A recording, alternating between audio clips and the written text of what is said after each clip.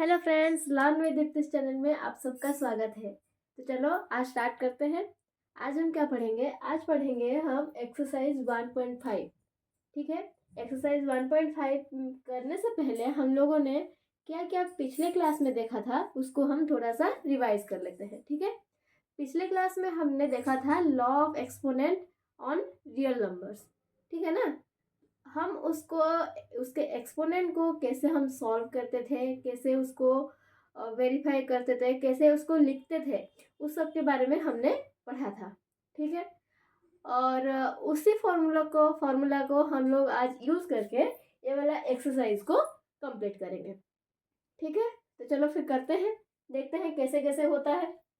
यहाँ पे देखो फाइंड, मतलब तीन ठो, एक नंबर क्वेश्चन में तीन ठो और बीट में क्वेश्चन दिया हुआ है। 64 to the power 1/2, 32 to the power 1/5 और एक क्वेश्चन है 125 टू द पावर 1/3। तो इसको कैसे हम सॉल्व करते हैं देखो। अच्छा, 64 को देखो, 64 को हम मतलब उसका स्क्वायर रूट निकाल के हम उसको बहुत ही छोटे फॉर्म में ला सकते हैं क्या? हाँ, ला सकते हैं। कैसे ला सकते हैं देखो। अगर 64 को हम सॉल्व करेंगे, यहाँ पे 2 इंटू 2 इंटू 2 इंटू 2, यह कितना ठो हुआ? 5 ठो और एक 2। देखो यहाँ पे देखो 2 दो दूनी 4 दूनी 8 दूनी 16 दूनी 32 दूनी 64 आ गया। तो 64 को हम ऐसे लिख सकते हैं क्या? 2 टू द पावर 6 ऐसे हम लिख सकते हैं क्या? हाँ, लिख सकते हैं।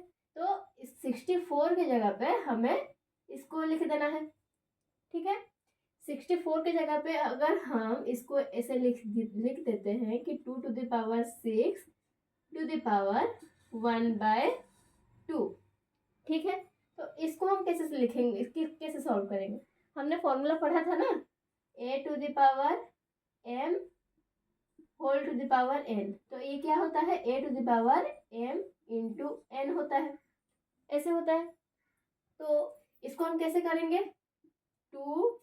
6 इंटू 1/2 आया। ठीक है। इसको अगर हम काट देते हैं तो ये कितना आता है? 3।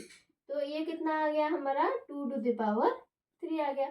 तो इसको अगर 3 बार अगर मल्टीप्लाई करें, 2 इंटू 2 तो ये कितना आएगा हमारा? 8। तो आंसर क्या आ गया हमारा? 8 आ गया। समझ आ रहा है? ठीक वैसे ही हमें 32 टू द पावर 1/5 को भी करना है। तो यहाँ पे देखो 64 आ गया, तो हम 64 था तो हमने 2 को 6 बार मल्टीप्लाई किया तो 64 आ गया। आ गया कि नहीं? इसको अगर हम 5 बार मल्टीप्लाई करेंगे, यहाँ पे देखो, यहाँ पे अगर हम एक 2 को मिटा देते हैं तो यहाँ पे देखो 2 इंटू 2 इंटू 2 इंटू 2, इसको कैलकुलेट करो, ये 32 होता है कि नहीं? 2 दूनी 4 दूनी 8 दूनी 16 दूनी 32, 32 आ गया। तो इसको हम 32 को हम 2 टू द पावर 5 भी लिख सकते हैं, है? लिख सकते हैं। उसके बाद यहाँ पे देखो 2 टू द पावर 5 और ये 1/5 है। तो इसको अगर हम कैलकुलेट करेंगे तो 5 इंटू 1/5 है। ठीक है। 1/5, यहाँ पे 5 कट गया तो यहाँ पे कितना आ गया? 2 टू द पावर 1। और पावर 1 का मतलब है 1 ही, तो ये वाला 2 ही रहेगा। आ गया हमारा, सॉल्व हो गया ये वाला। उसके बाद 125 टू द पावर 3 है। तो इसको हम कैसे लिख सकते हैं? इसको अगर हम 5 को अगर 3 बार मल्टीप्लाई करेंगे तो 125 आ जाएगा। आएगा कि नहीं? देखो 5 इंटू 5 5×5 25, ये 5 अगर मल्टीप्लाई हुआ तो 125 आ गया। तो इसको हम 5 का क्यूब लिख सकते हैं। 5 का क्यूब लिख दिए तो यहाँ पे 125 के जगह पे हम इसको लिख सकते हैं, ये वाला 5, ये 3 और 1/3। अगर ये वाला यहाँ पे, ये वाला यहाँ पे कट गया तो कितना आ गया आंसर? आंसर आ गया सिर्फ हमारा 5। समझ आ रहा है?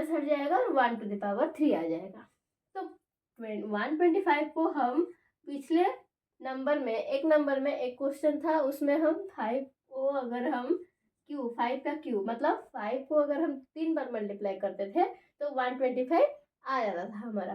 तो यहाँ पे हम इसको 1/5 का क्यूब 1/3, तो ये 3 कट गया तो कितना आ गया 1/5 आ गया हमारा, आ गया, हो गया ये वाला सॉल्व। उसी प्रकार से हम 3 नंबर क्वेश्चन को भी सॉल्व करते हैं। ठीक है, 1 नंबर और 2 नंबर तो हमने किया, अभी 3 नंबर देखते हैं। 3 नंबर में क्या है, देखो 3 नंबर में है कि इस मतलब वो वाला देखे थे 1 नंबर और 2 नंबर में, वो वाला एक ही फॉर्म में था।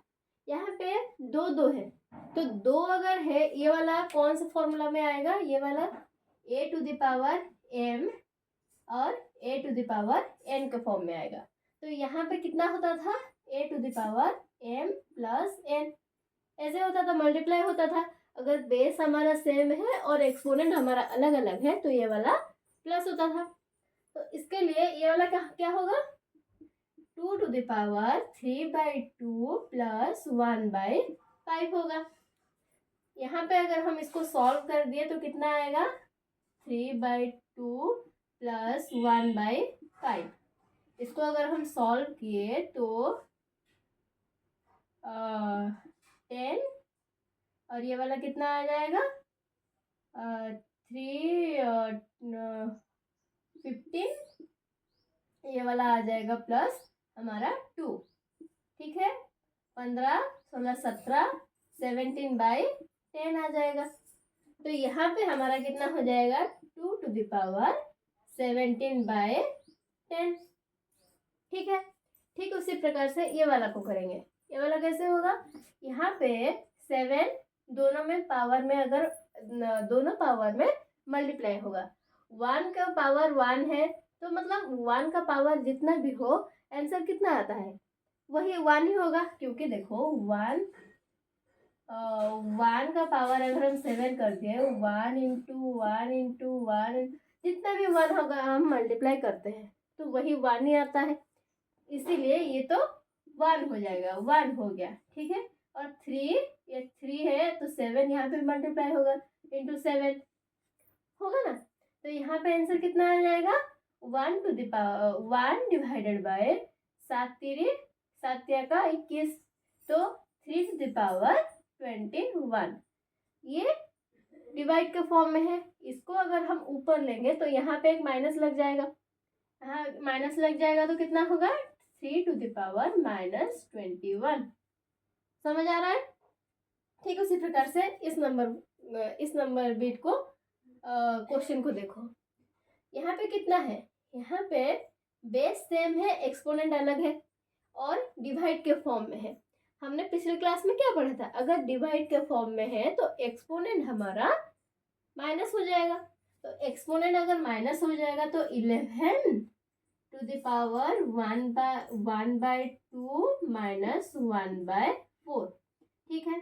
तो 11 अगर माइनस यहाँ पे पावर हुआ तो कितना आ जाएगा, ये वाला 4, ये वाला हमारा 2 माइनस 1, तो ये वाला कितना आ जाएगा, 11 टू द पावर 1/4, ठीक है। ठीक उसी प्रकार से हम 4 नंबर को देखेंगे। ये 4 नंबर क्वेश्चन में क्या दिया हुआ है, यहाँ पे देखो एक्सपोनेंट सेम है हमारा और बेस हमारा अलग अलग है। तो हमने क्या पढ़ा था, अगर एक्सपोनेंट सेम हो और बेस अलग अलग हो तो हमें बेस को मल्टीप्लाई करना है और एक्सपोनेंट को हमें एज इट इज ले जाना है। तो यहाँ पे अगर 7 इंटू 8 टू द पावर 1/2 अगर हम किए तो वाला आंसर कितना आ जाएगा हमारा, 56 टू द पावर 1/2। समझ आ रहा है। ठीक उसी प्रकार से और भी जितने क्वेश्चन हो, अगर एग्जाम में इसी टाइप का क्वेश्चन आए तो आप लोग एक्सपोनेंट और बेस को उसी प्रकार के देख के इसको सॉल्व कर सकते हैं, ठीक है। नेक्स्ट क्लास में हमने और कुछ आगे नया डिस्कशन करेंगे, आगे नया जानेंगे, ठीक है। आज के लिए बस इतना ही। एक्सरसाइज 1.5 को आप लोग बहुत आराम से, बहुत इजीली सॉल्व कर सकते हो अभी, ठीक है।